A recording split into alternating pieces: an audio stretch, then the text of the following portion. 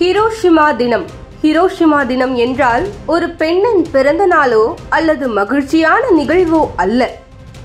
இயற்கை பேரிடர்களால் இந்த உலகம் அழியும் என்பதில் எந்த மாற்றமும் இல்லை. ஆனால் இயற்கை பேரிடர்கள் இந்த உலகை அழிப்பதற்குள்ளாக மனிதர்களே அழித்துக் கொள்வார்கள் என்பது நிதர்சனம். அழிக்கப்பட்ட உயிர்கள், புல் பூண்டு முளைக்காத நகரம். 1945 ஆண்டு ஆகஸ்ட் 6 இந்த உலகை உலுக்கிக் கொண்டிருந்த 2ஆம் உலகப் போரின் போது அமெரிக்காவின் எனோலா கே எனப்படும் விமானம் உயிர்களை ஏற்றிக்கொண்டு பறக்கவில்லை. உயிர்களை வாங்குவதற்காக பறந்து சென்று ஜப்பானின் ஹிரோஷிமா நகர் மீது அணுகுண்டுகளை சூறாவளி மழையை போல் வீசியது. லிட்டில் பாய் என்ற அணுகுண்டுகள் நகரின் மேல் விழுந்ததில் அங்கு உறவாடி கொண்டிருந்த உயிர்கள் அனைத்தும் கண்ணுக்கு தெரியாத துகள்களைப் போல் தூள் தூளாய் சிதறியது.